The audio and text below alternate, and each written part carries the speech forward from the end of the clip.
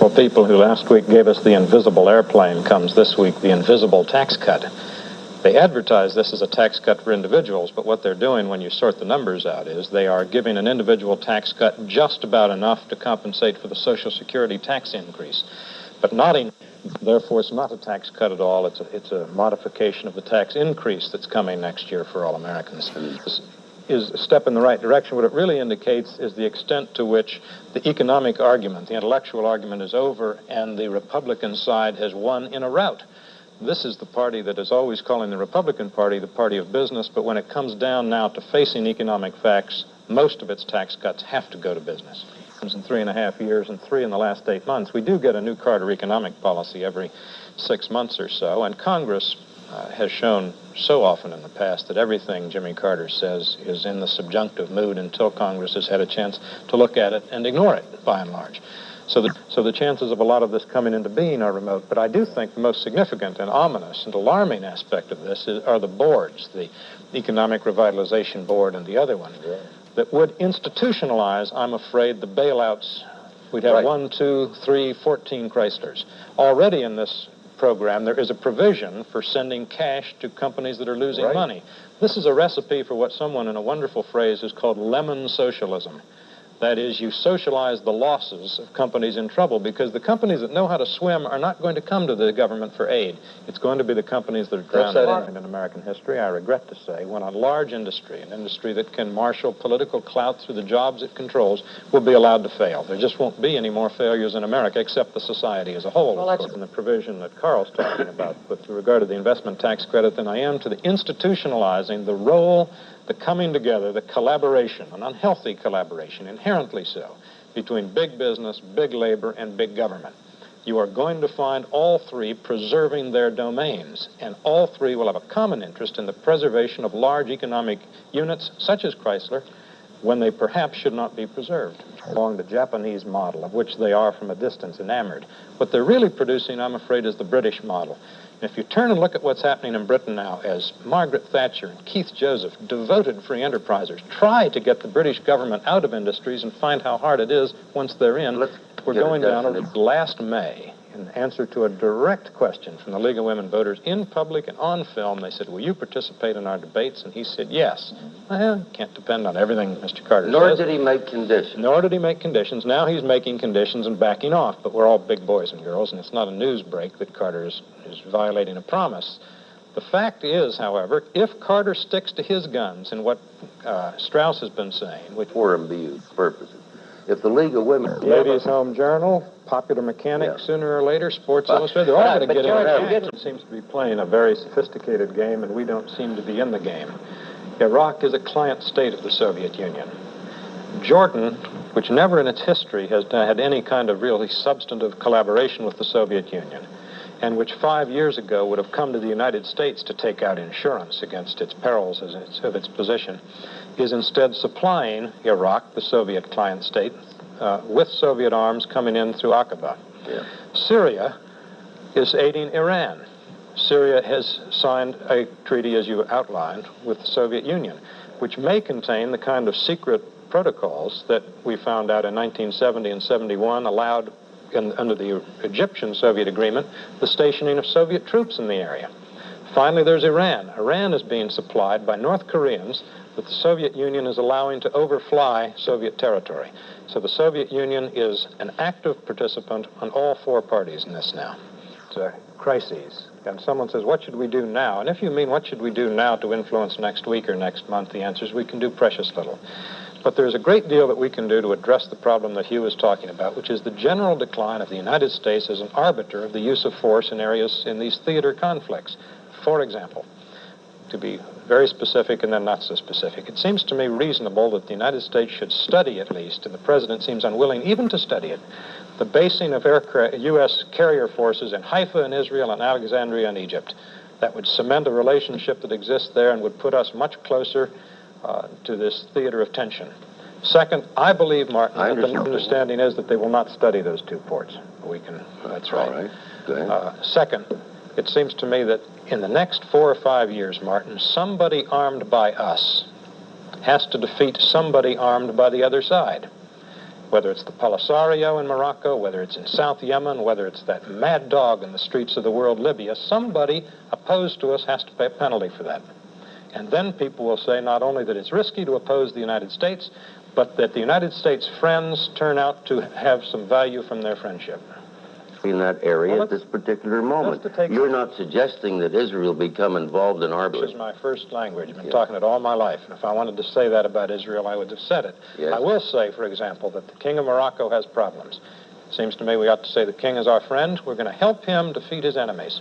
It seems to me that someone in the Middle East, perhaps Egypt, perhaps someone else, could have a say-so about the future activities in South Yemen or in Libya.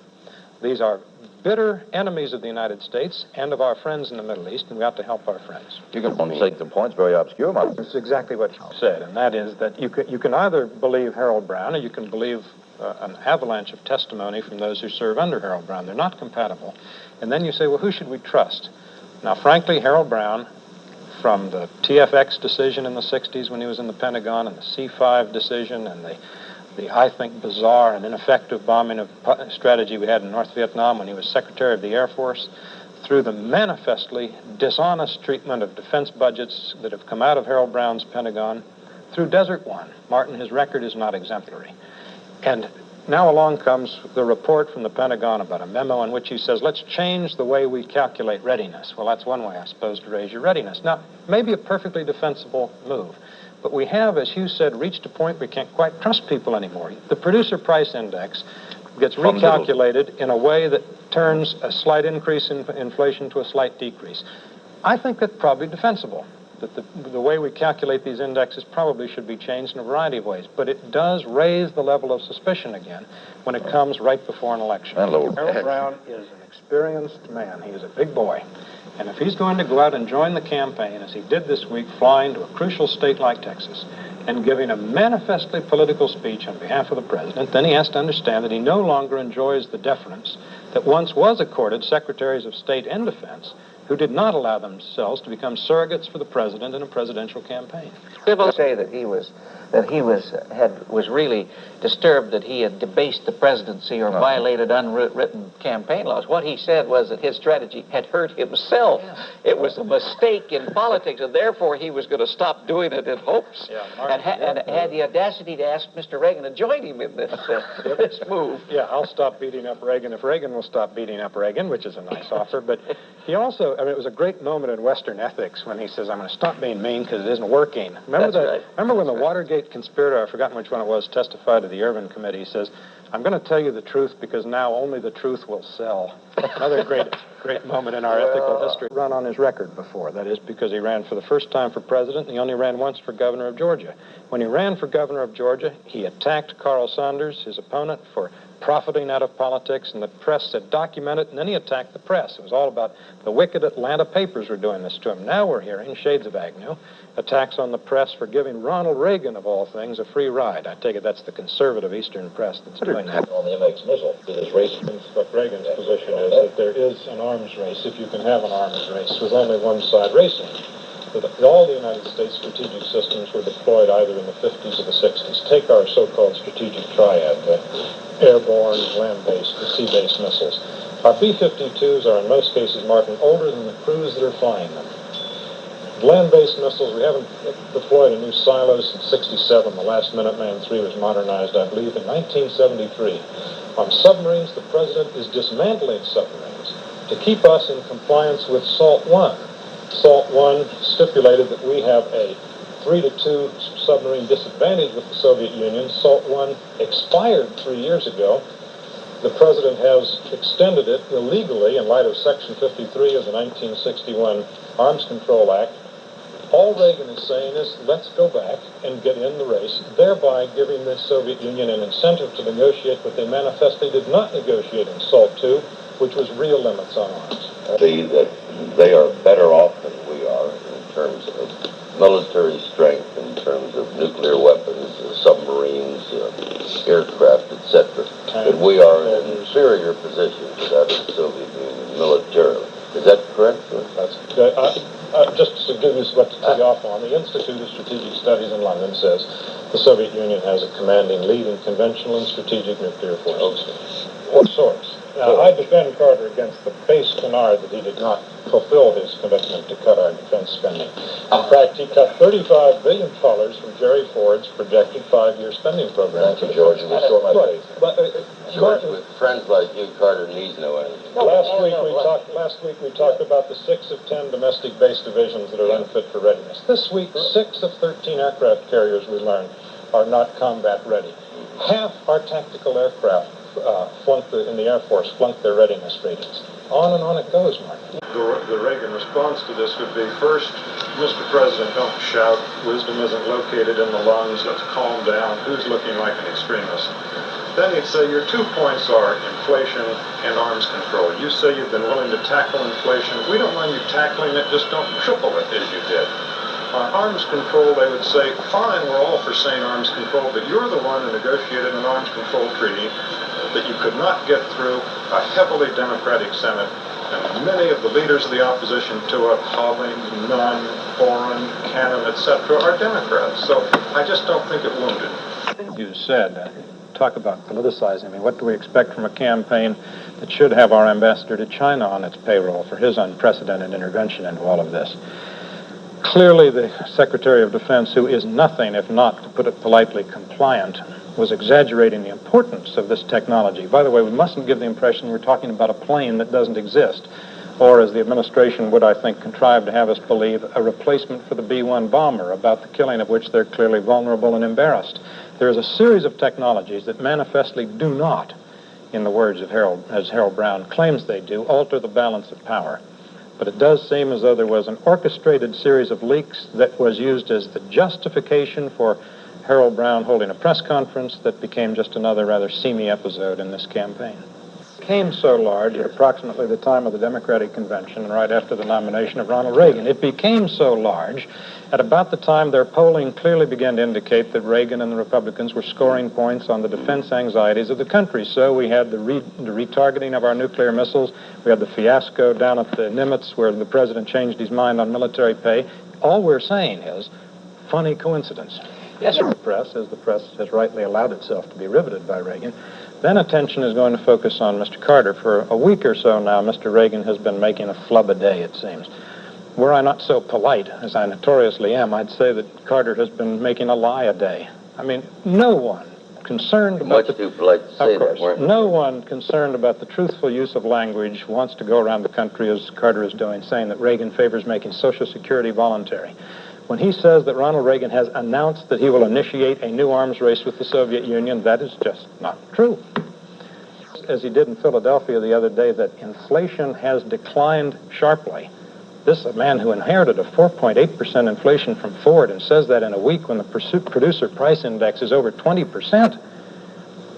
He'd better pray that Reagan keeps the attention off what Carter's saying. But Jimmy Carter is as clever as he and perhaps you think he is, and if Reagan is as bad as Carter obviously thinks Reagan is, the presence in Baltimore of John Anderson isn't going to prevent Carter from demonstrating this. Surely, I remember a few years ago when Robert Kennedy was alive, and he refused to go on Bill Buckley's firing line, and someone asked Bill, says, why won't Kennedy come on your show? And Bill fired back, why does baloney shun the grinder?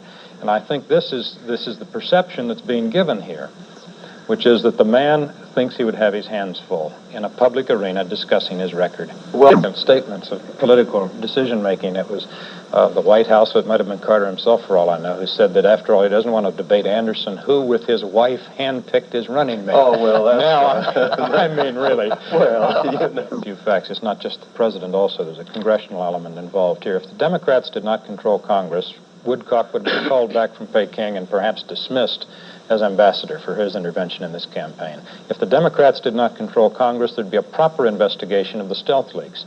Similarly, if the Republicans had controlled Congress, there wouldn't have been a Watergate investigation. We're seeing a Congress here when it doesn't want to investigate. If the Republicans controlled Congress today, there are two important cabinet members, might not be cabinet members for very much longer. One is Civiletti, who probably has misled the country, and the other is Harold Brown, who surely has acted irresponsibly. Back for a moment to the hostages, because I think this has set the tone of the cynicism of the public this year. The president used the hostages as his first excuse for ducking his first debate opportunity this year. He used the hostages in questioning the patriotism of Edward Kennedy. He used the hostages at 7:22 a.m. on the morning of the Wisconsin primary to announce a fictitious breakthrough when he went on 3 networks at the crack of dawn. He used the hostages in another sense after Desert One when he declared that fiasco had somehow made it more manageable and he could now go out and campaign again. First stop, hospital in San Antonio to visit the casualties of Desert One. The president has used them as an excuse for campaigning and as an excuse for not campaigning. And that is why, if, and we pray that it happens, that hostages should come home as soon as possible, nevertheless, the American public is going to say a man who used them all this time is using them again. What Mr. Reagan said that seems to bother Carl is that I would tell them the consequences would be grave, but he doesn't say what. Well, that's one of the uses of diplomacy. What Jimmy Carter did last November was start a long litany of all the things he assured them he wouldn't do. No military force, no this, no that. After he sent them Ramsey Clark. Yes. What that is a lot. In Jimmy Carter's lengthy acceptance speech in New York, there were exactly 6 words devoted to Iran. One of the most calamitous events in his administration. He had 6 words. And Iran bulked so large in his imagination that for 4 months he said he couldn't leave the White House lest something be said. Briefly to read it. A reason to reject it, that you could find it at the end of the press conference where he repeated it, where he said, in effect, gee, I wish Reagan would quit reviving this issue of racism that he and his surrogates Carter and his surrogates have been going about doing. If you want a dramatic reading now, this is really what detonated this town, and I've never seen really an editorial have such a galvanizing effect because I think it expressed the opinion of a great many people here when it said that Jimmy Carter, this is in the Washington Post, has had the effect in recent days of tending to convey a mean and frantic nature. He has abandoned all dignity in his round-the-clock attack on Mr. Reagan's character, a tactic that fits into Jimmy Carter's miserable record of personally savaging political opponents. Now, that's from the Washington Post, which, last time I checked, was not a nest of Reaganites. France and aid and federal power and all of that. Carl, I, for one, am weary of little liberal censors trooping around the country deciding what is and what is not a code word, an acceptable word. I remember in the 1960s when crime in the streets became a legitimate political issue for the very good reason that there was lots of crime in the streets. Crime which disproportionately victimized blacks, as a matter of fact. When Goldwater and others tried to make an issue of this, it was denounced as a code word for racism. I don't think so. I think it was an honest raising of a political issue that 4 years later the liberal community understood. I think there are some black leaders in this country who have a stake, frankly, in trying to make believe that nothing has changed for the last 15 years. And that's why a man like Perrin Mitchell, who's a sophisticated, decent man, can let himself go introducing Carter up in Baltimore the other day, or wherever it was. I guess it was down in Georgia. Anyway, in that last campaign swing, when he said, I'm introducing a man who's running against the man who's running for president with the endorsement of the KKK. That's sleazy, Carl. And the fact that Perrin Mitchell's black doesn't excuse it. Well, I'm black leaders who operate out of this Andrew Young, interest. Jesse Jackson. Andrew Young in Baltimore the other day saying to television that the question in this election will mean survival for many black people. Come on now.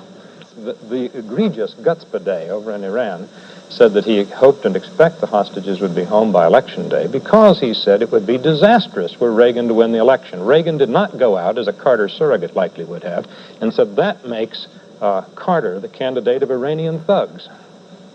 You're following this, Mark? Try. Of course. Well, I think, as Tom has said twice now, and rightly so, there is a bit of a problem with Anderson's manner. He has no pace. It's a little bit like a car stuck in second gear and the motor's working a bit hard. But that, again, is a question of style, and it's a question of voter preference. I'd quarrel just a bit with your presentation of Reagan's view. I don't think it's not to worry about conservation. Indeed, he says that Americans have shown themselves to be very responsive as conservationists as price goes up, and that's one of the arguments for deregulation. But beyond that, I think the energy issue is so symbolic because it really represents an alternative way of viewing the American future. Jimmy Carter, in his malaise speech a year ago, said America is fundamentally sick in some vague and spiritual way. John Anderson says America really has to change itself, and the government, he said, has to put into the minds of the American people an entire new ethic. Ronald Reagan really is saying, and this is before the voters now very clearly, America can be what it used to be and isn't today what it used to be. classic case where both men could do what they want to do without really interfering with the other. I think Anderson did what he wanted to do, Reagan did what he wanted to do, and Jimmy Carter has a problem. European allies would be the one good thing that would come out of this. Narrow view, looking at Camp David, it is very hard as Iraq becomes the hegemonic power in the Middle East for Saudi Arabia, or most particularly Jordan, to edge any closer to the United States with regard to Camp David. But beyond that, this is another demonstration of the impotence and increasing irrelevance of the United States in an area where President Carter, in his famous, flamboyant, and looked at practically feckless statement in his State of the Union address, said, "We will defend our vital interests in the Persian Gulf area with whatever means necessary." If he'd said with whatever means available, we would have seen immediately how hollow the pledge was. Carl has just taken the mask off what, in fact, Carter did in his State of the Union address. It was pure John Foster Dulles massive retaliation theory. Because when he said, "We will defend the Persian Gulf with whatever means necessary," he may not have scared the Soviet Union, he scared the hell out of the Pentagon, because it knows that it doesn't have the conventional forces to fulfill such a pledge. Diplomacy, Martin, is not to be faced with these situations. It is to have the kind of influence on the area so that two nations like this will think of your interest before they go to war this way without the slightest regard to you. Martin, if Gerald Ford... You think you would convince the president? There was a time when we had a different kind of ruler there, and the rulers there had a different kind of relation to the United States. Suppose, Martin, in 1976, Gerald Ford had said, "Elect Jimmy Carter, and I swear in 1980 you'll have an unfriendly ruler of Iran, and he'll be at war with Iraq, and the United States won't have a thing to say about it, and our oil supplies would be in jeopardy." People would have said, "Jerry Ford, that's the most reckless demagoguery. It's a description of our situation today." And what you're saying, nonsensical thing I've and it's ever also heard. reckless hindsight is what it is. Well, now, wait a minute. I've Demagogic hindsight. just described the situation in the Middle East today, and Martin is absolutely flabbergasted. What's so extraordinary about it? But had he said that things could get as bad as they have become, people would have said it's reckless to say that they could get that bad, and they have become that bad. Defense policy. Jimmy Carter has for 3 years consisted in running down our defense capability so that when we come to these crises, he can say, with a fair measure of truth, there's nothing we can do about it. A kind of luxurious hand-wringing. You are leaving us naked to our enemies. Is that what you're telling us? Well, that's a fair shares in it, too. On that listed line to which Hugh refers is the statement by Ronald Reagan in January of this year, after the Afghan invasion, where he says we really ought to have a presence in the Middle East. That's reckless Ronald Reagan. It's the refrain of Anwar Sadat. It is the alleged periodic flickering policy of this administration, yet they say it's reckless. Let me get it. I'm not going to get all that lathered up at Carter, who is only, after all, acting in character. This is the way he campaigned against Carl Sanders in Georgia, accusing him of profiting out of public office and never justifying it. They began by leaking military secrets, and there was a public uproar about that. So then they said, well, let's call Reagan a racist. So they did that. There was a public uproar. And this week they said, well, he's a war. The choice is between war or peace. Then they handed out as a triumphant conclusion of this a series of allegedly warlike statements from Reagan. One of them was that we ought to have a presence in the Middle East. Doesn't look so silly this week.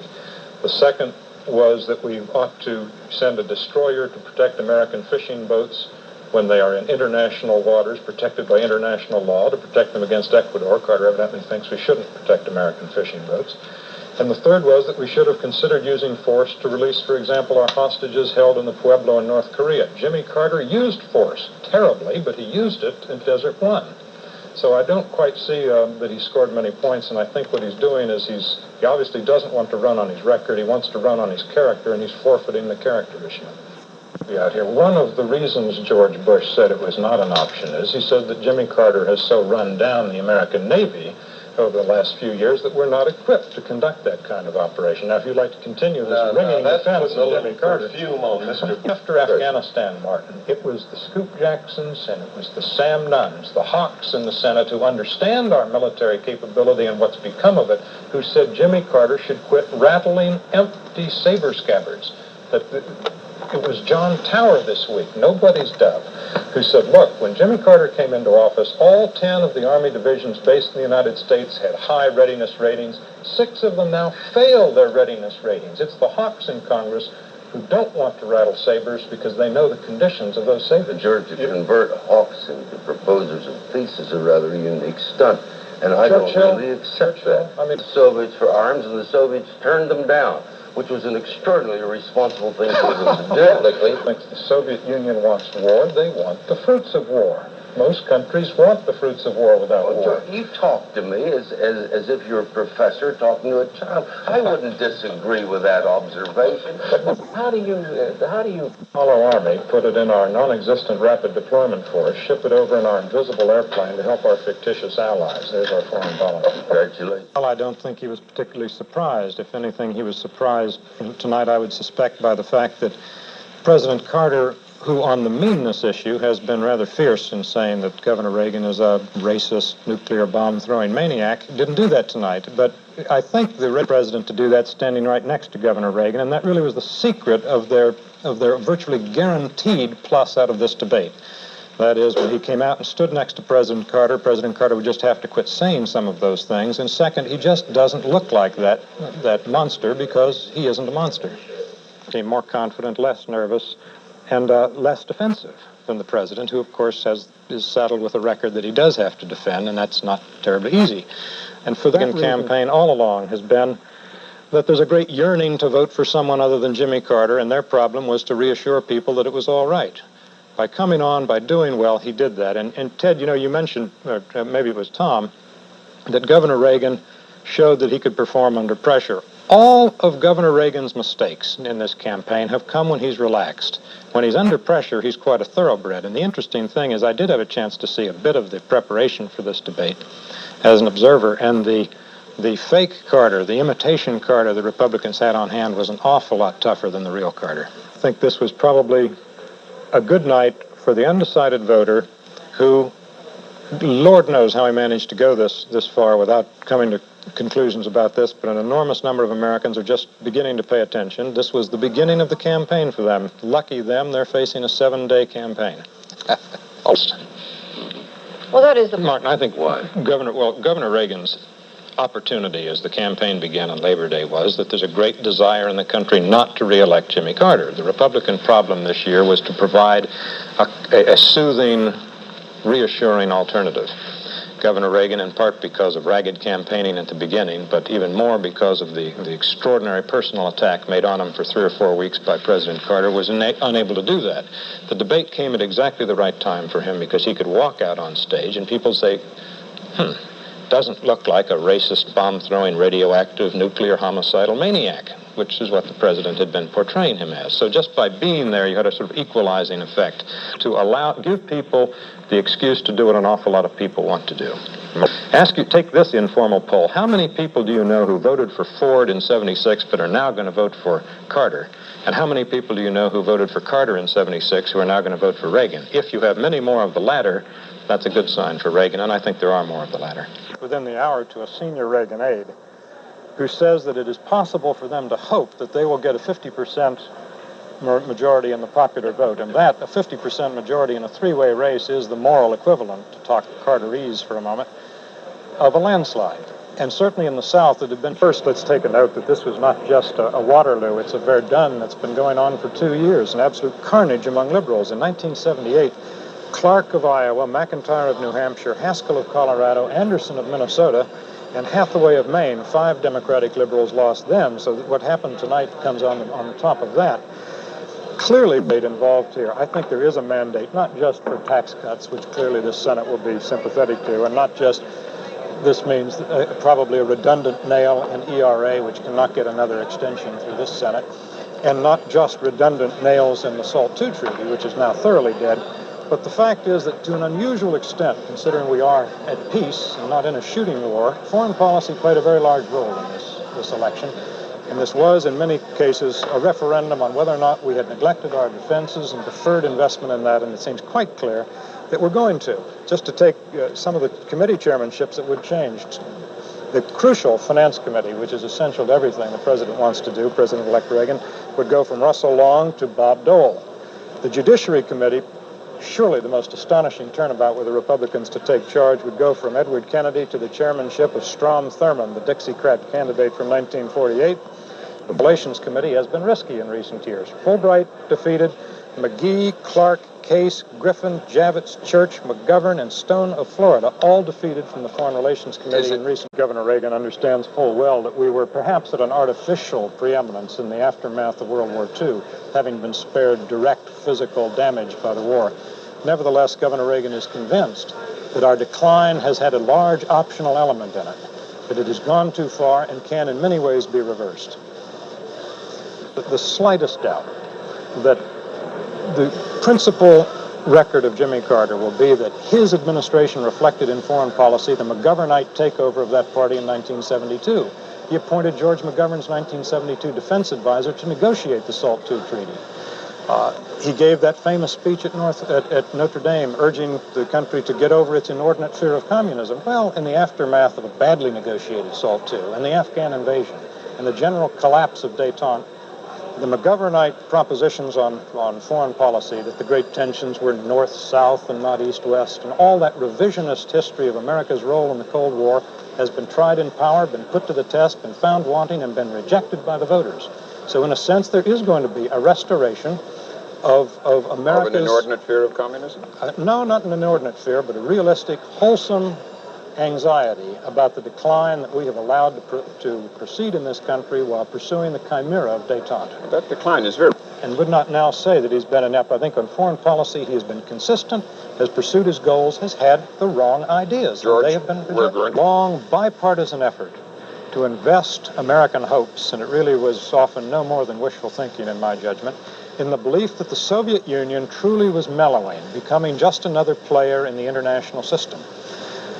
Governor Reagan and his closest advisors are very skeptical of this, and certainly are skeptical of the fact that the best way to encourage the Soviet Union to mellow is to back off from the Soviet Union. They do not credit the fact that American arms buildups or America's surrounding the Soviet Union with alliances has produced paranoia among essentially conservative Soviet rulers, and therefore that the Soviet arms buildup is essentially conservative, defensive, reactive, and imitative. They reject that. I think it's aggressive. And... Indeed, they do. They think there is no conceivable way to analyze their buildup, which coincides exactly with détente and unilateral and unreciprocated restraints in the United States. There is no way to analyze what they have invested in the way of military hardware in terms of defensive purposes.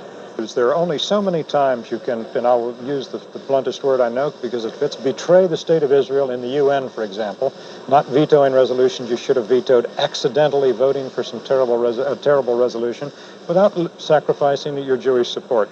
Catholics, for example, when the Republicans in Detroit put together a platform strong on cultural conservatism, family, prayers in schools, and all of this, strong on abortion, people said, oh, the Republicans are at it again, indulging themselves. I think it probably paid off for some, if not all, certainly, of the Catholic votes. Finally, the blue-collar vote. My goodness gracious. Let me just read one thing from a UAW official talking about his problem in getting them to vote for Carter. Our main problem is telling a laid-off auto worker who has lost his cottage on the lake and his recreational vehicles and who can't send his son to college to vote for what the Carter administration has done. Well, I should hope that would be a problem. I regard President Carter as part of the nation's punishment for Watergate and Vietnam. It's sometimes been said that the lessons we choose to learn from our catastrophes are in their own way as bad as the catastrophes themselves. From Vietnam, the country, or some parts of the country, learned the so-called lesson that we should rely on less traditional forms of power, that we should retreat from the world. With regard to Watergate, the country seemed to feel that what we needed was a highly moralizing president. Jimmy Carter provided both of those, but neither of those was adequate. And so in the words of Handel, hallelujah. Mr. Moynihan, with both ears at least, when he goes into these things, he said he's not against Kennedy, he's against unnamed Kennedy allies who disagree with Kennedy or with Moynihan, presumably. I don't quite know where Pat stands, because at the Democratic National Convention he said that Jimmy Carter had responded to the crisis of our day with a sense, he said, of the history of our time. So I didn't see at that point that Pat was out of the Carter, McGovern, Kennedy mainstream of the party as it was there then. Martin, the most important political event of the 60s was the capture of the Republican Party by the conservatives, which was much more important than the fact that Goldwater lost the election in 64. And much more important than the beating of McGovern in 72 was his conquest of the Democratic Party. And it set off a civil war in the party, that has not yet been resolved. But the fact remains that the Jackson, Nunn, Hollings wing of the party has not yet found a presidential candidate that it can put in the field, and that's the test as we look forward now for the next 4 years. It's much more practical than pork chops, keeping alive the curiosity of the human race. Well, there were no affairs of state. They had lobster, followed by veal, followed by raspberry souffle.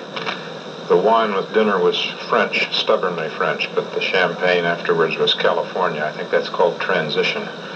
Right, and come over toward Governor Reagan. I think he's being pulled, as Carl says, one arm one direction, one arm another, but there are two sets of conservatives, one set on one arm and one on another, so I really don't believe he's being pulled by what would you say, the liberal wing of the Republican Party? Javits' case, they're gone. To the weak. Martin is hemorrhaging, that there's spending leakage out of the government. And I have to answer it with a blizzard of numbers. It's the kind of answer that Brother Elfman dignifies with the acronym MIGO, meaning my eyes glaze over, but bear with me. The estimate now for fiscal 81 outlays is $649 billion. That's up $20 billion since August. It's up $36 billion since June. It's $157 billion more than the close of fiscal 79 just 14 months ago. Why? Bad economic conditions trigger a lot of automatic spending, entitlement programs, indexing. The drought last summer means 1.1 million unemployment that can be attributed to imports. The original estimate was for $500 million in spending. It's quintupled to 2.5 and may head toward $4 billion. This is just an example of why they're saying it's hemorrhaging and it's out of control. So by the fact that Mr. Schmidt is nothing if not frank in his expression of his differences, makes quite a point of the fact that Germany has conscription and the United States doesn't. And of course we now have a president-elect who's thoroughly on record as opposing peacetime draft, which makes it doubly difficult to argue with Schmidt about the relative measures of national effort in this national table these days is the people of Poland, because they have found their voice and they've found a leader, and they have found that they have reached a critical mass of solidarity, something that's not supposed to happen under a totalitarian system, and he could force the pace and hand of history in the most extraordinary way. I can assure everybody, and everyone knows this, there are not going to be wage and price controls in the next 4 years. And the interesting thing to me is the interest predictions, because I don't believe that Nixon, that's one reason I'm positive. Nixon gave them to us, and that people are not happy with the memory of that. Second, you have an administration from top to bottom that's going to be opposed to it ideologically. Third, there's really no constituency in Congress for it. Fourth, the most interesting thing to me about this last political year is that you had runaway inflation, you had high interest rates, yet you had no serious political attack on the autonomy of the Federal Reserve Board, no serious political clamor except from Edward Kennedy, who went down with that flag flying for wage and price control. So there's no constituency in the country because, I believe, of the increased maturity of the American people who don't want to treat symptoms. Gizzy has got exactly backwards, and it was put squarely before the country and received a landslide endorsement, is not to tighten belts. Governor Reagan believes, and the principle of supply-side economics is that by stimulating productivity, you fight inflation, and therefore the idea that we must allocate sacrifice is the false way, the wrong way, and not the Reagan way to fight inflation. Mendacity in this regard is a euphemism called socialist fraternalism. That's what they call it when one socialist country invades another at the behest of a puppet government. Martin, the logic of their system calls for an invasion. The temperament of the men in the Kremlin calls for an invasion. What's stopping them is this. They need Poland. They need the coal in Poland to run their system. 40% of the Soviet merchant marine fleet is built in Poland, in those very shipyards where this began, so they can use Soviet shipyards to build their submarines. Therefore, if they go in and try and occupy and make that country work, I think they'll find that they lose an enormous source. I think it's a preposterous and a disservice to suggest a moral symmetry of any sort between an American administration of either party and our comportment in this hemisphere with what the Soviet Union's doing. I can only think of one person in the last 20 years who, had I been a senator, I would have voted against in confirmation, and it wasn't even a cabinet position. because I thought he was an extremist, and he was an extremist touching national security issues. But aside that, it'd be awfully hard to find them in this case. And the very fact that so many people thirst to do this in the Democratic Party in the Senate or outside indicates to many people that the Democratic Party, being without pride in its immediate past, ideas for the present, or hope for the immediate future, simply wants to change the subject. Mark raises the point. He says, well, the mood of the country is, look, let's go back to basics. We had an election. 44 states were carried by a man who pledged to implement ideas that Alexander Haig manifestly embodies. Therefore, it follows that this is called democracy. You implement a mandate. The danger of looking to the country like a bunch of sore losers. Which they are, And by second, the way, at this point. well, that's right. And there's a danger that they will associate themselves with a small group of people almost entirely in this town who simply have not felt invigorated and alive since Nixon left here. Either have an economic emergency or you don't. And declaring it has a bit of that showbiz aspect to it that really, it's the cardigan sweater school of presidential leadership that Jimmy Carter tried early on in his term, and if it doesn't add anything statutorily, and it doesn't, why do it? I think it was present. So I'll give you two. John Lehman as Secretary of the Navy, and a firm presidential attack on the American League's designated hitter rule. Up of his subject in his department already than any of the others, and that's the man who has to be, and that's Dave Stockman. And I think he's the most important of this lot for two reasons. First, all policy lines intersect in the Office of Management and Budget. But more to the point, he's a two-term congressman from Michigan. He's 34 years old, and he's going to make everybody in America angry if he does his job right. And the question is, who around that cabinet table, besides the president, we may hope, will be his ally when the shelling gets heavy? And that's why I deeply regret the absence of someone like Bill Simon in this cabinet, who's tough enough to take that kind of heat. It's a process, and not just to say yes or Overall, I think that you have to be able to get along with people a little better than Mr. Van Cleve seems to be able to do, to put it very politely. Yeah. He's an abrasive and assertive gentleman who I think may find a place, but his place is not next to Cap Weinberger. I think, Jack, it seems to me, is that for the first time in living memory, first time ever since we've had a Defense Department, the State Department will be somewhat to the right of the Defense Department. Do you think that's good, George? I think it's wonderful. The Why? Defense Department can, through its own general composition and mechanisms, is apt to generate a reasonably conservative view of the world and view of its own budget needs. The State Department, not so. And the State Department has been taken over with a beautifully shiny iron hand by Mr. Haig. I would rather have the State Department in the hand. You wouldn't. No. That's what I want to have. Because I think, in the first place, Mr. Haig is much more than a soldier. He's a thoughtful man who's thought about these issues and held an essentially diplomatic position as head of NATO. Beyond that, I think it is important to have, in the coming decade, a Secretary of State who understands that diplomacy is made possible by a military balance, by the effectiveness of deterrence, and who understands the role in diplomacy of military assets. He was for the Christmas bombing in Vietnam.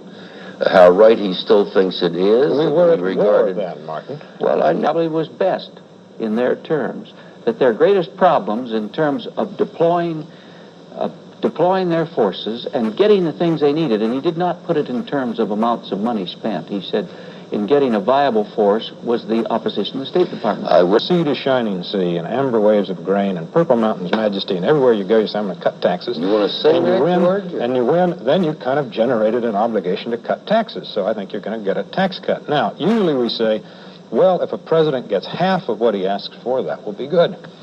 In Governor Reagan's case, if he gets just half of what he asks for, it will be a calamity. It'll be worse than nothing, because if he gets a tax cut and doesn't get the cuts in future spending authorities by regulating entitlement programs, the indexing thereof, the access thereto, then you're going to send a signal that will make the financial markets that are already so jiggly and jittery that a man in Holly Hills, Florida, can knock off billions of dollars of paper accounting. Then you will get the wrong signal entirely. Now, you say, all devoted to old Dave is going to go up to Capitol Hill and he's going to run into what he ran into in his testimony the other day. He says, well, we want to do something to limit the federal credit activities. Up pops the hand of the senator from Tennessee, Mr. Sasser, and says that will cost TVA. His borrowing bill will go up. That will mean we'll have to raise rates for the people of Tennessee. So he may oppose it. For all I know, Howard Baker may oppose it. Well, Stockman said raise the rates. Yeah, but what Stockman wants to do hits a loud, organized, intense constituency, often called a state. Stockman wants a tax cut of approximately that size, shape, and timing. But when? Sometime this year. Maybe not retroactive, but reductions. You see, Martin, if you wait, you say, well, we're going to wait to cut taxes until the budget gets better. It doesn't get better because the economy in its current sluggish position is driving down revenues while driving up expenditures. Poland, because of agreeable election results, I'd say a good B. Because of Poland. Yes, it's very heartening.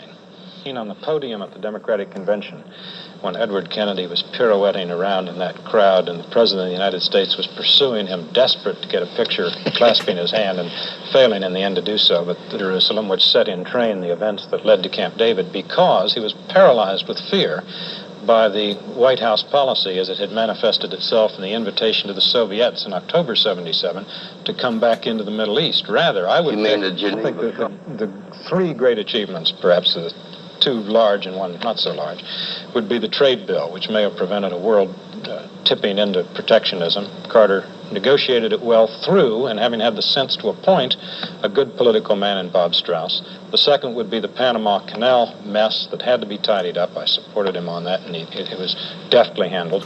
And the third, and it's a minor matter, but the first ambassador that I believe that Jimmy Carter appointed was Richard Gardner in Italy. And I think in a very difficult post, he's done a superb job.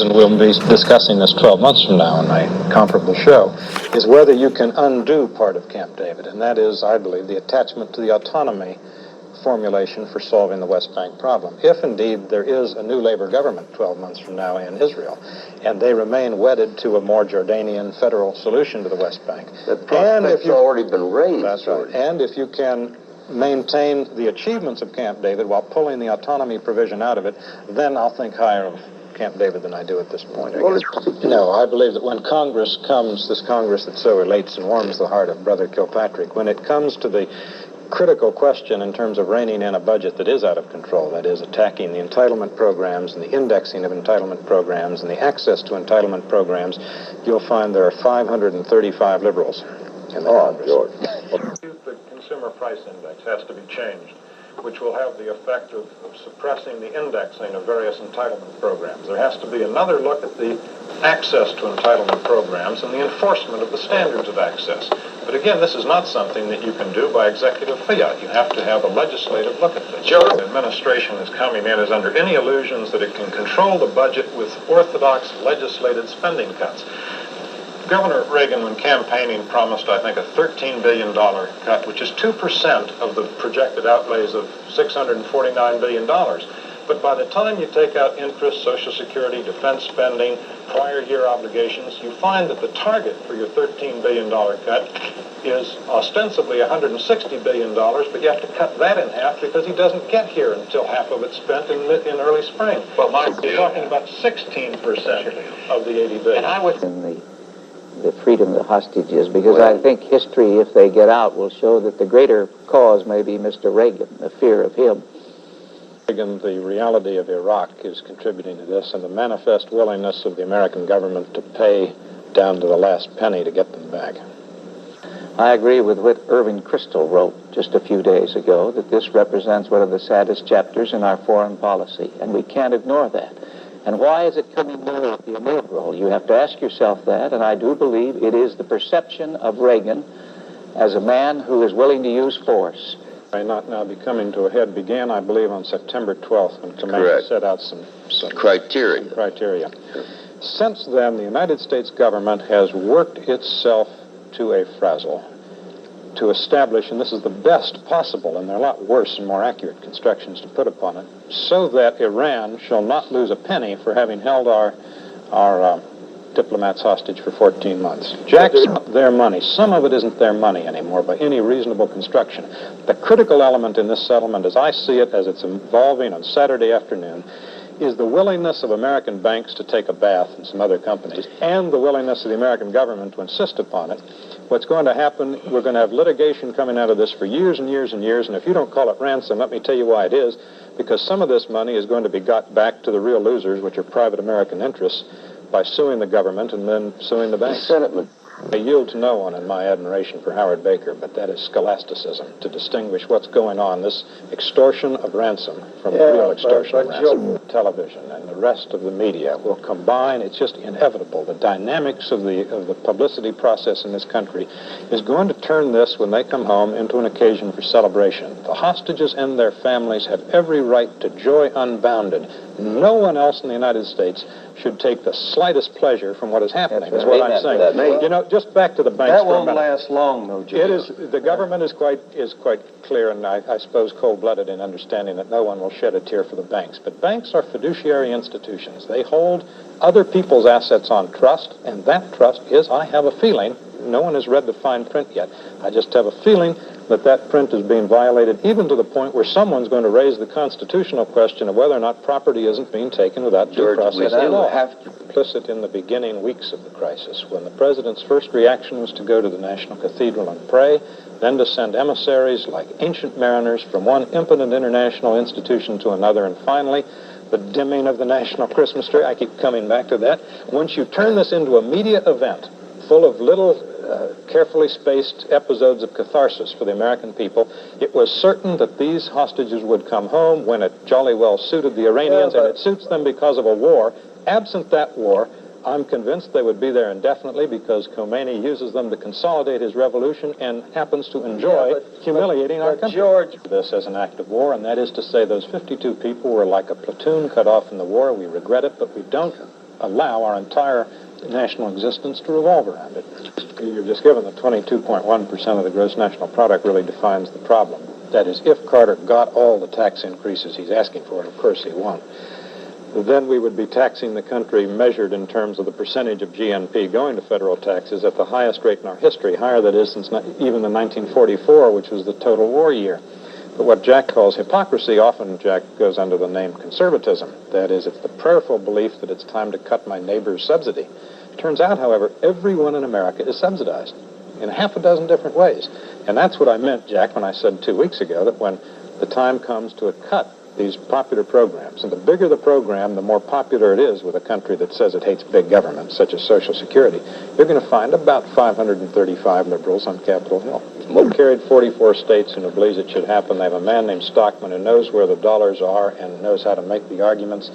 So there's a mandate out there vaguely to do something. They have a salutary fear rising in the country about the hemorrhaging of the budget that we're describing here.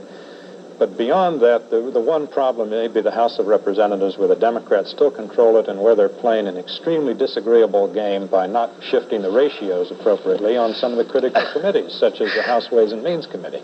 For guns and margarine is the wave of the future. That is, there's not going to be a lot of sacrifice. And margarine is pretty costly these days. That's right. There's going to be more guns. But, you know, all this argument about where the pain will come. I'm told that if you cut back the eligibility standards to where they were even in 1970, we've been enriching these programs each year. If you cut them back to 1970, when this country wasn't really grinding the faces of the poor and wasn't being parsimonious with its poor people, you would solve basically your budget problem there.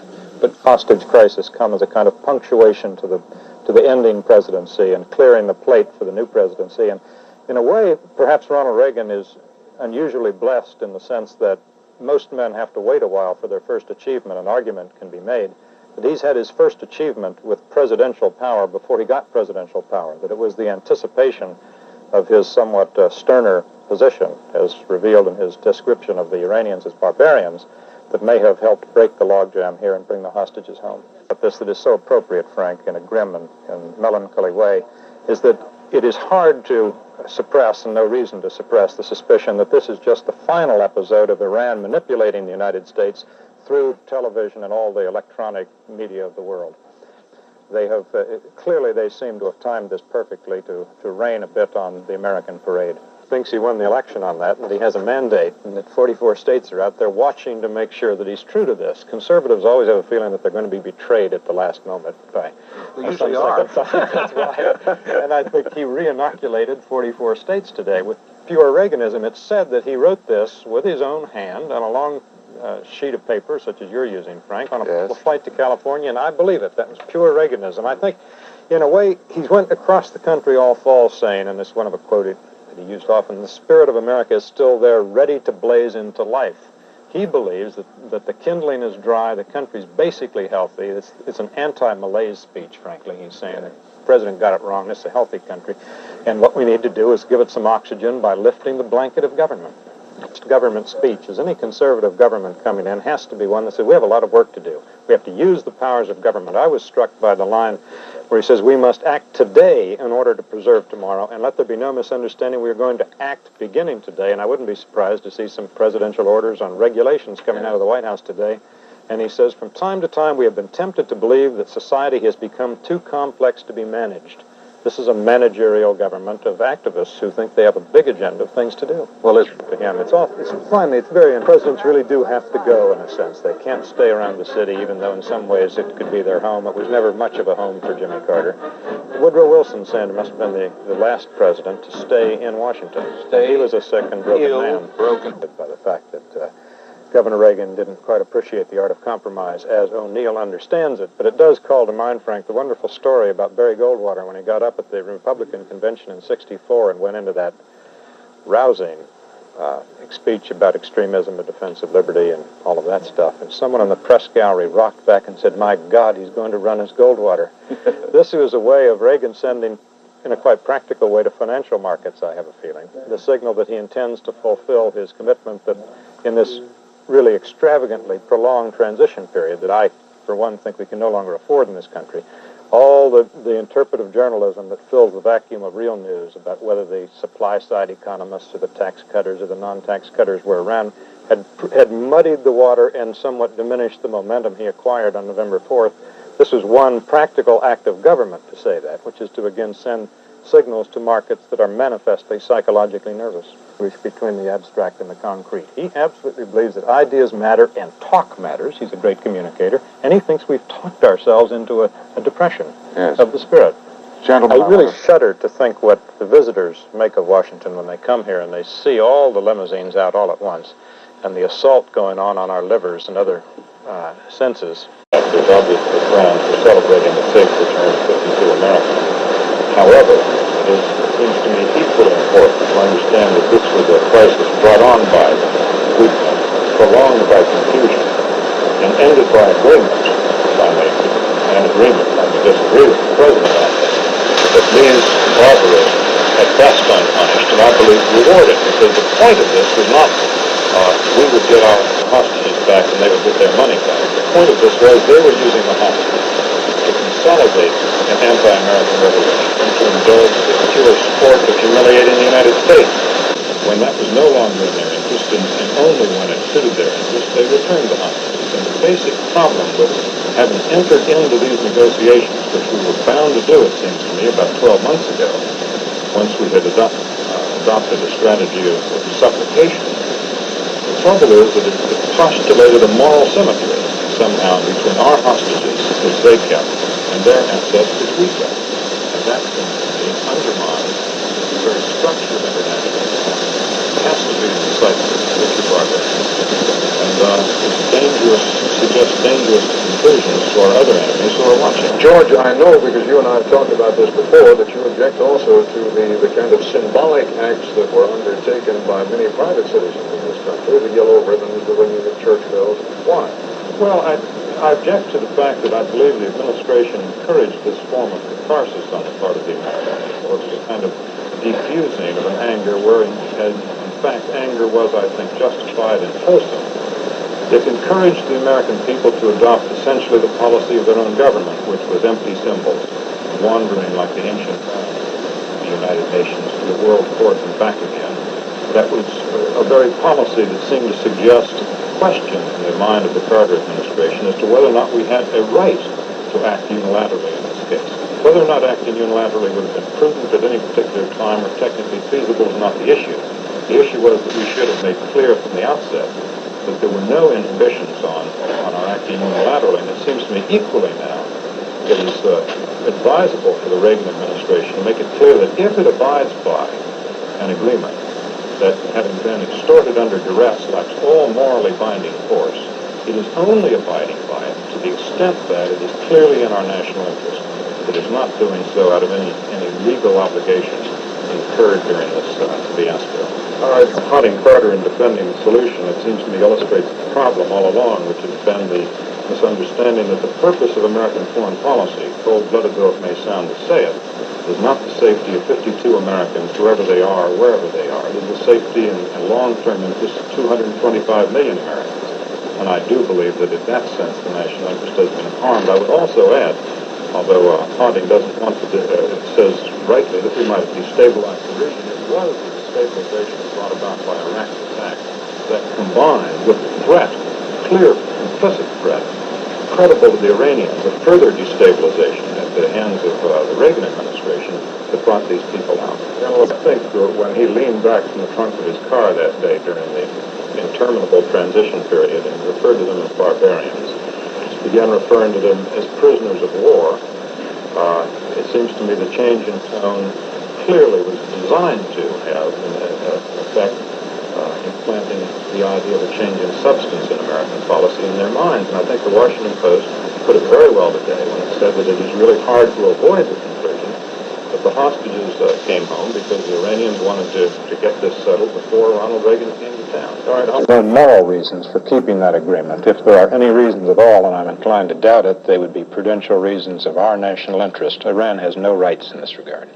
On the abuse reports, 2 Decembers ago, the president, who when he went over to Germany contrived to give the impression that this was the first he'd heard about it, 2 Decembers ago there were reports all over this town about mock firing squads, Russian roulette, solitary confinement. It seems to me probable that the administration had a lot of information about this and didn't reveal it because it would have caused such anger on the part of the American people that the support for an essentially passive policy would have dropped out of the bottom.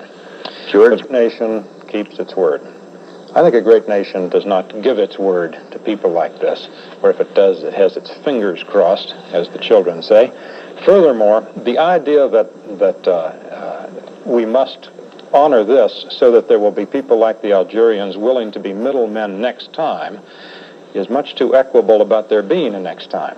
I think the next time the middlemen should be the Marines.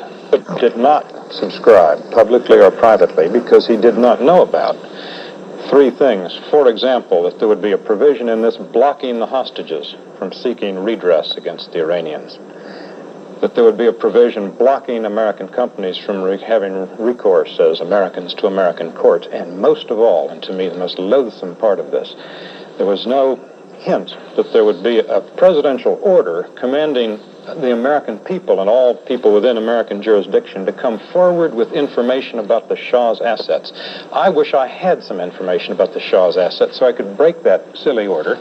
It seems to me it involves the American people in a demeaning exercise, and look at the message this sends to a bunch of princes in Saudi Arabia or rulers of the Emirates when they get their Khomeini and can then turn around and through some kind of comparable mechanism enlist the American public in the pursuit of dollars that we should want, petrodollars, invested. Sure, what I'm saying is a version of a familiar argument. I think you're saying we must not do anything that would jeopardize the moderates in Iran. Whenever the time comes for some new concession to the Soviet Union, we always hear the argument we must make it lest the hawks gain the ascendancy in the Soviet Union. Who it is in Iran we're going to hurt and who we should be trying to help by complying with this. Let's about the conspicuous consumption. The first place is if you price the Reagan inaugural in Carter dollars, pre-Carter dollars, it doesn't look so bad. Second, a lot of people it's all right to defend Reagan's business. This was people like Wick and Gray, 2 people who volunteered an awful lot of time. And third, this was private money. Mr. Reagan. You see, what a lot of people in Washington can't bear is people spending their own money, because so few people here do that for a living. But spending their own money. Let's look at George's hero, and Calvin, as you know, saved money and words. And we will I have never understood the disparagement of Calvin Coolidge. Did you know that under Coolidge's administration, ice cream production in this country went up 46%? The president discovers awfully quickly that there's almost nothing you can do of consequence in this town by yourself. He can revise, rescind, or delay an enormous number of regulations, and I think that will be the way they send signals. That's right, they send signals to nervous financial markets. He can also talk to the country, and I would expect him to do so promptly. He said he would. On this. I think they're going to press ahead. They have to do 2 things. It falls neatly into 2 halves. They have to get large tax cut because they promised it and because they think it's good for the country, and they have to get out-year spending cuts. The danger is that they'll only get half, and you don't have to guess which half it would be. Reagan has announced that has accused Moscow of condoning lying and cheating to achieve its goals, has labeled détente a one-way street. It is timely to talk that way now. It takes time to build aircraft carriers and to refurbish the Army, and one way you get the country ready to make the sacrifice to do that is to talk this way and to begin to change the climate that has been badly misrepresented by our refusal to listen to the Soviet Union's characterization of its own intentions and aims. One of the, I think, that we did allow our armed forces to run down in the 1970s, which was the decade of détente, and a decade that coincided with the largest buildup of military means in world history on the part of the Soviet Union. The reason we weren't looking after our shop is the rhetoric of détente and the atmospherics generated by détente, which have no effect on the decision-making processes of the Soviet Union, had the effect in our country of undermining the public sense of urgency that would have, I mean, Kissinger talks about this quite candidly now, and in his book to some extent, the difficulty of managing public opinion in a democracy when you are rhetorically talking détente. Deliberately to provoke you, but the fact is, I know you are, but the fact is that's one of the jobs of leadership is to shape and guide opinion. And I'm saying that is a certain neglect, perhaps, on the part of the United States of the rest of the world, is a direct outgrowth of making détente, which means relations with the Soviet Union, which means inevitably in the minds of our State Department amicable, frictionless relations with the Soviet Union, by making that a myopic concern of this country. And that's why one of the great events of this week was when Mr. Dobrynin pulled his car up to the State Department for his special privilege of riding up in the Secretary's elevator. They turned around and said, go back to the front door, as the other ambassadors did. What does it do? Little things. What it does with Dobrynin is it says you're not a privileged character in this town. These little atmospheric... Very significant? I think it would go beyond that, Martin. It seems to me that what we ought to do is we ought to insist on reciprocity. That every time Dobrynin gets to see Alexander Haig, our ambassador in Moscow ought to get to see Gromyko, period. The question that was asked, Governor, you're saying that they may start talking tough. What Governor Reagan said, President Reagan, indisputably, is that for 63 years they've been saying this. He said, I do not need to guess about their intentions. They're absolutely clear about their intentions. They broadcast it to their people. They broadcast it to the world. They illustrated it in a response to my point. I'm saying that your premise that he might provoke bad talk from the Soviet Union. That country exists on bad talk. It had been 2 weeks, Mark. The fact that there has been a Cold War that we unilaterally declared at an end did not end, and it's just a recognition of unpleasant realities that we have flinched from facing for a decade. The Cold War continues. That's right. When Stockman goes around trying to cut the budget, the first resistance he will get, before he gets it out in the country and before he gets it even in Congress, he'll get it within his own administration, because everyone wants to cut everyone else's empire. But the case, then, you have to have an argument. Maybe you make it in the cabinet. But I certainly would think that in a case like foreign aid, and a clear case can be made that it does not survive cost-benefit analysis. That the costs are not justified either in terms of the return to the United States in enhanced leverage in the world, or in terms of the countries whose economies are dislocated, often by our aid. The burden of proof is on those, it seems to me, you want to continue for. I am taking a few topics. He's sticking to them. He's understanding the essence of leadership in a lethargic democratic country, which is to get anything across, you have to say it 10 times, say it simply, and stick with it. And I think he's discovered the secret of leadership. Communication. Attitude in the White House staff on the part of people half their age and with a quarter of their experience against the likes of Califano and Blumenthal was really a disgrace. These were distinguished public servants who were being condescended to by adolescents. And Holmes, speaking about Franklin Roosevelt, gave his assessment. He said, second-rate intellect, first-rate character. I do think character is more important in politics than simply an IQ rating. Now, I have not the slightest doubt that almost everybody who gets to the top levels of American politics is a clever, bright man, capable of strategic thinking, of organizing campaigns. I have no question about anyone. Reagan obviously resembles in his manner and in many of his objectives, and in the cultured despisers he has in the country, the last really successful American president, and I mean by that Dwight Eisenhower.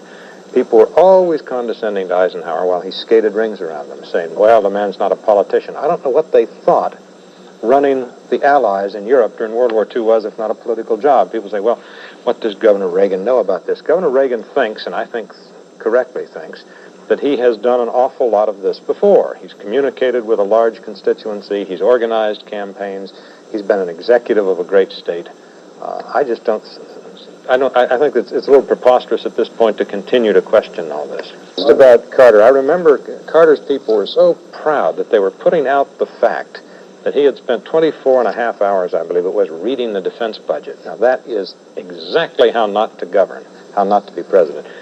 President Reagan doesn't want to do that. President Reagan wants other people to do that, and it's one of his strengths is to pick good people. Describing individuals, saying Brezhnev goes to church, a guy tells you this. President Reagan was describing a regime that is militantly, enthusiastically, propagandistically atheist. Now, I don't care whether they're... Does that distress you? Distress me? Not distress me. I'm distressed by everything about the Soviet Union. All I'm addressing is the point that it makes no sense to say, I'm interested in Soviet behavior, not Soviet values and ideas. Behavior flows directly from values and ideas. And it seems to me reductionist and dangerous to focus simply on behavior and not look at the cultural roots that go deep into their soil.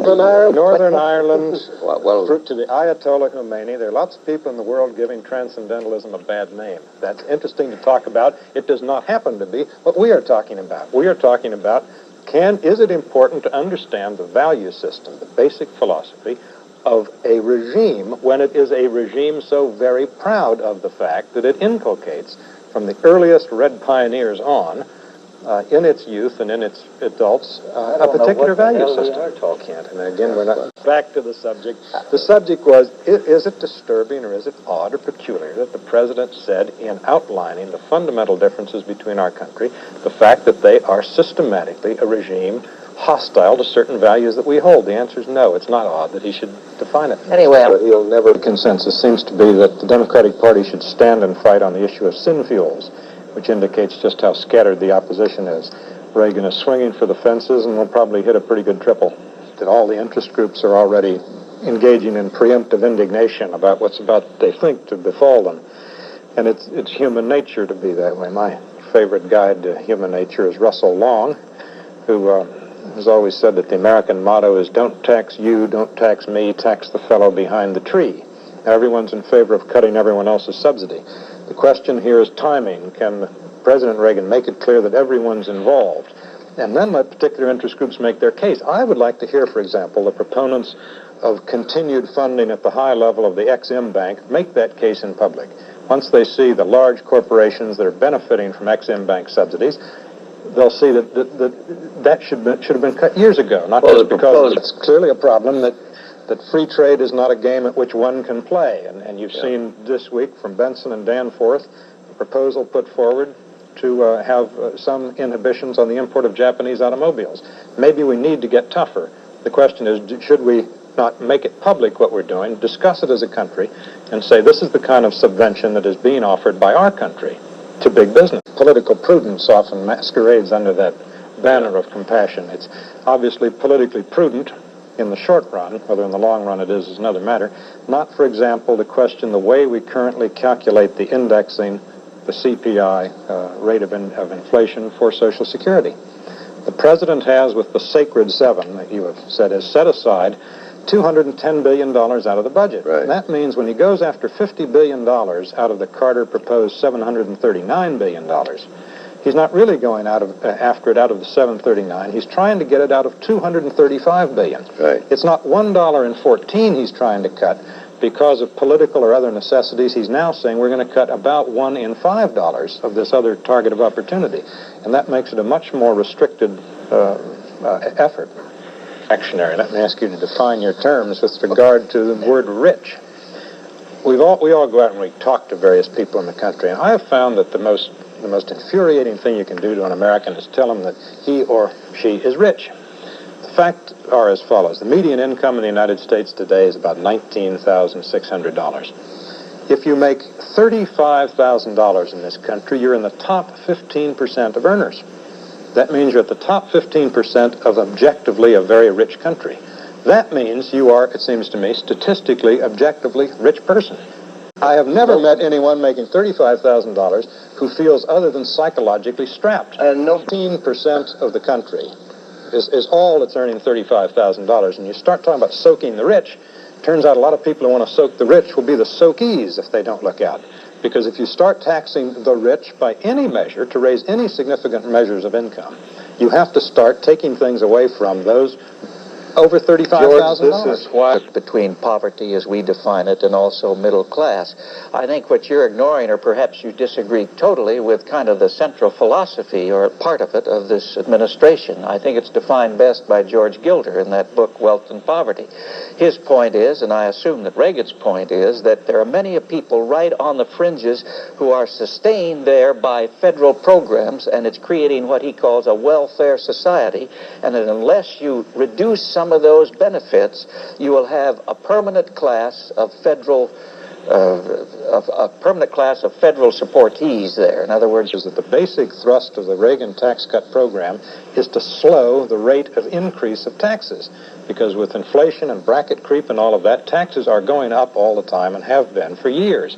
Second, there's something about the show this week that is really like Hamlet without the Prince of Denmark, because we don't mention the word inflation. Reagan's basic view is that the cruelest tax, especially for those who have little disposable income, little margin in their economies, that is the poor, is inflation. And the point of this whole exercise is, on the one hand, to cut down on inflation, and on the other hand, to revitalize the job creation process in the country. What's going to take place is most Americans don't understand their country. We talk about free and private enterprise. Our enterprise is remarkably unfree and in many cases permeated with public decisions and values. They're going to learn this. I keep coming back to that wonderful scene where Stockman was testifying, and the distinguished and able senator, they're all distinguished and able, from Tennessee, Mr. Sasser, stuck his hand up and said, if you cut subsidized borrowing, TVA uses that, operating costs will go up, utility rates will go up, tempers will go up. He did not need to say, I am up in 1982, and this would be a national outrage. Now, most Americans have no idea that they are paying to subsidize the consumption of electricity in Tennessee, and Tennessee is paying to subsidize subway riders in New York. There's going to be a tremendous understanding of how garbled our economy is and how far we have drifted from the classic rhetoric of our country. Long thought that the Nobel Prize Committee owed him a prize for peace for, after all, making Spain the only country in Europe to go from fascism to democracy without first being conquered. I think the Spanish king now has compounded his service to his country by, really, I mean, this is an instance of one man making the difference. Yeah, I think he really saved the day. To me, as far back as I can remember, the Soviet Union has been insulting us in every conceivable lexicon that could be brought to bear upon our problems. I think Reagan answered very mildly to some of the Soviet insults. So, well, the yield of recent summits hasn't really encouraged a pell-mell rush to the next. The last summit was in Vienna that brought the SALT II Treaty of fragrant memory that was unratifiable.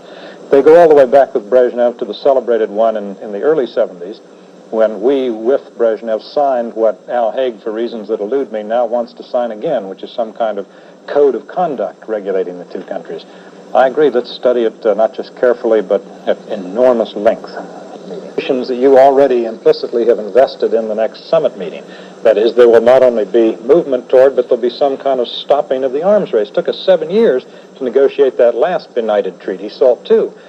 That's exactly what a lot of us worry about this, is that you get geared up, and the West, with its open societies, focus all their attention on a summit, and the time comes and they find their procurement processes paralyzed, they find their diplomatic initiatives, such as aid to El Salvador, or more to the point, aid to the rebels in Afghanistan, pulled back because there's this vague cosmetic sense that a new atmosphere has been achieved by this summit, and that it would be wrong somehow then to take a forthright forward policy. The Soviets believe that what is mine, and what is yours is negotiable.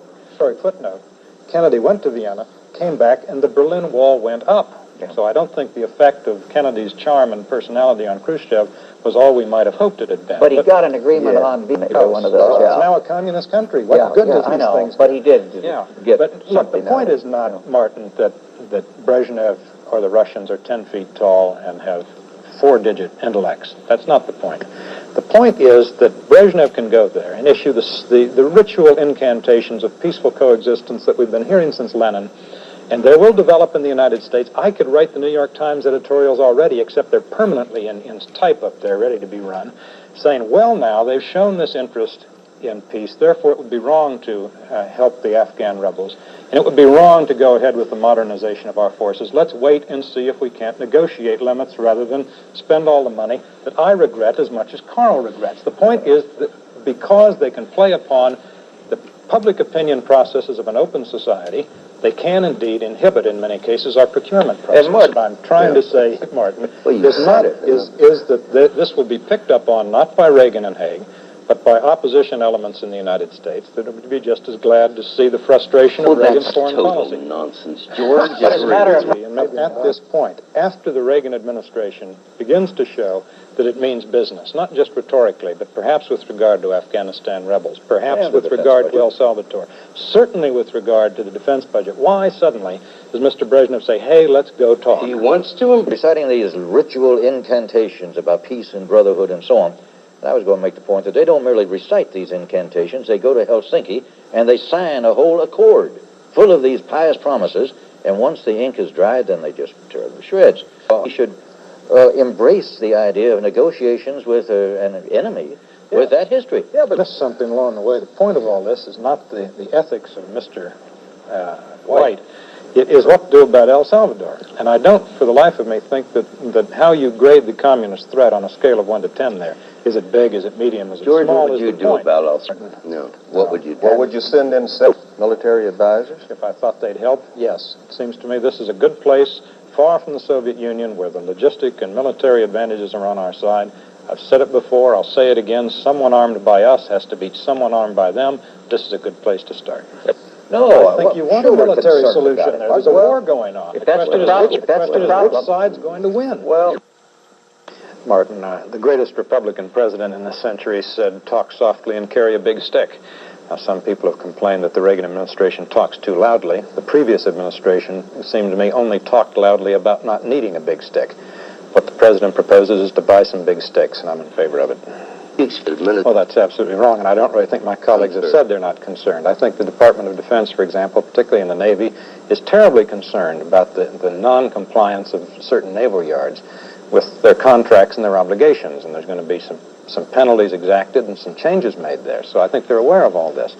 The fundamental point is, and here Hugh and I are agreed, and I think we're all agreed, possible exception of the moderator, that something must be done to enable America to project its power more than it has in the past. And I think the Navy really is the symbol of this. It's the big winner in the great battle over the bloody budget.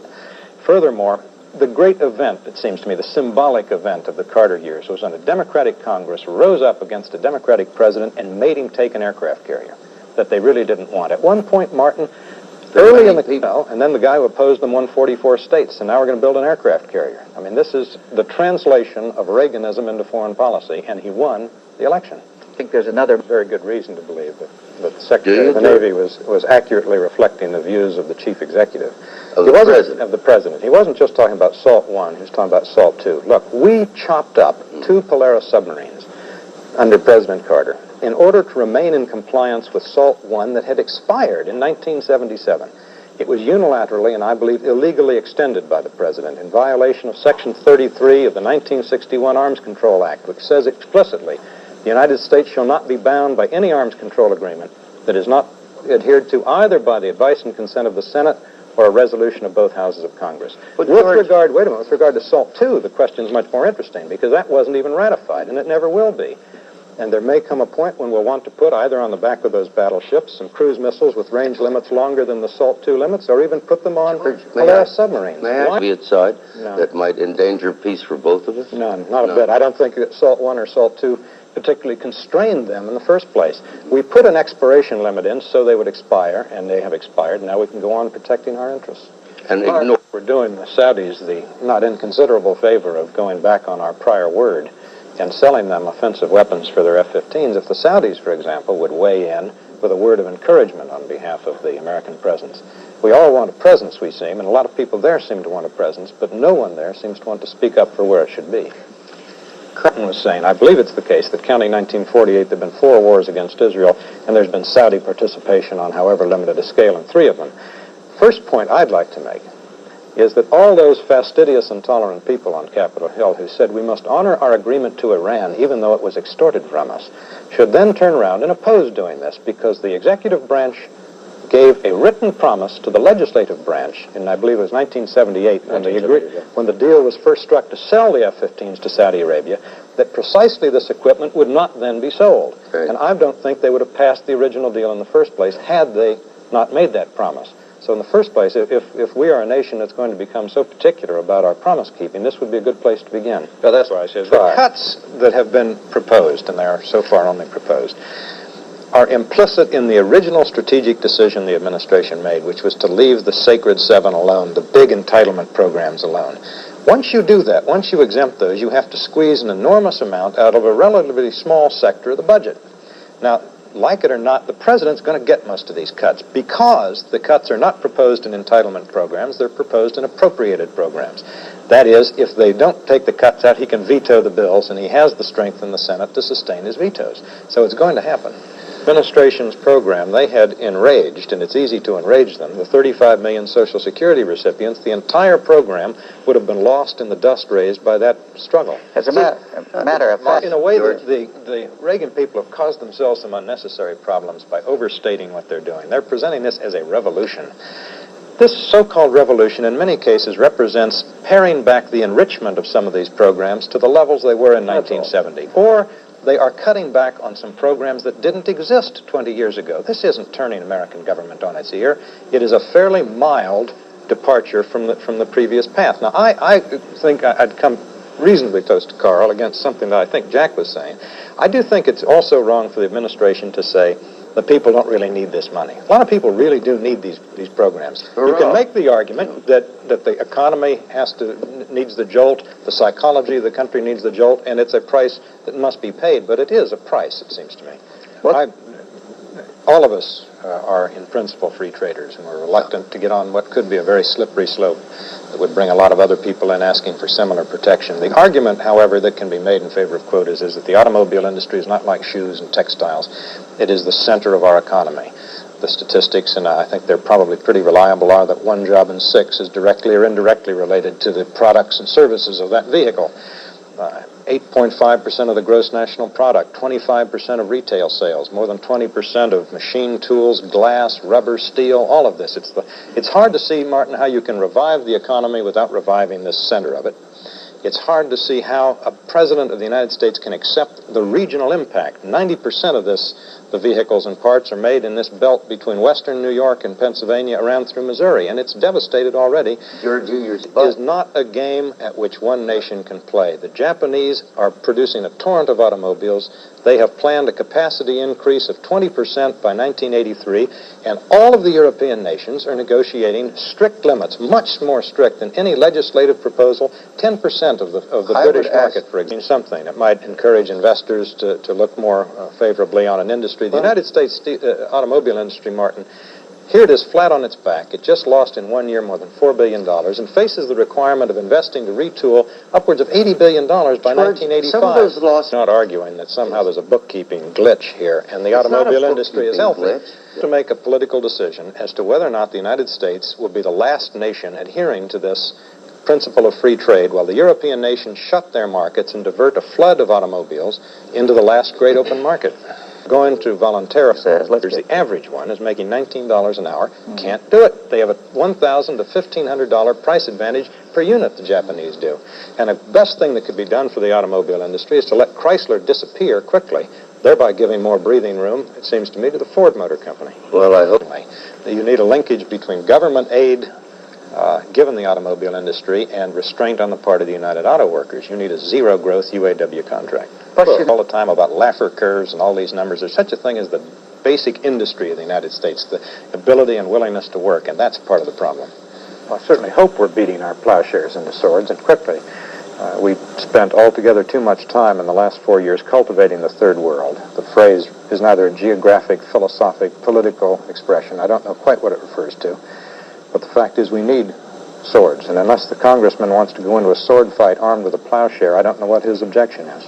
I do. It seems to me once you define the Middle East as a vital interest, as Jimmy Carter did, indeed, right after the Afghanistan invasion, And then you look at the best way to guarantee that. If you understand, if we all begin with the premise that if the Soviet Union becomes the rationer of Middle Eastern oil, then American life as we know it is over and the association of free nations is over. Beginning with that, and beginning with, as Jim Schlesinger said in his wonderful statement, he said the rapid deployment force is like the Holy Roman Empire, which was neither holy nor Roman nor an empire. The rapid deployment force isn't rapid deployable and hasn't much force and may not for the near future, and therefore the positioning of forces there is probably sensible. I think we're in any danger of egging on the Soviet Union. It seems to me, Martin, that this, you're quite right, it's unprecedented. We haven't had this before. That's quite right. But 25 years ago, gas was 25 cents a gallon, and we thought we had all the oil we needed under East Texas. Well, it's not true. Now, this is just the consumption patterns of the world have changed the geopolitics of it. Tim, how would you read? Because we are not at the moment, primarily, it seems to me, in a clash of symbols or a clash of ideas. Would we were. Because then we could get out Jefferson and they could get out Lenin and we could argue about it. We're in both, George. We are in both, okay. but it seems to me what fundamentally is happening is this. Before you can have a decorous clash of ideals and a reasonable discussion of symbols, you have to stop some killing. And then in many cases that means you have to kill some of the killers.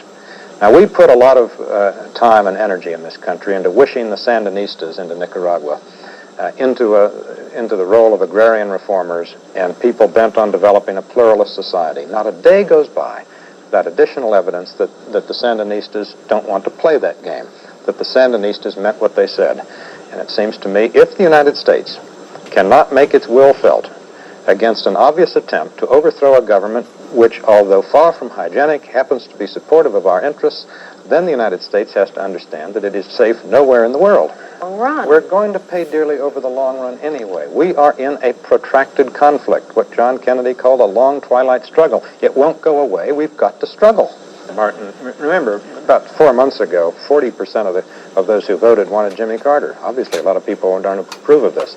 Second, Reagan was elected, I suppose, by about 26, 25, 27% of those eligible to vote. So a lot of 28% of those eligible to vote. Third, no one voted for what's happening.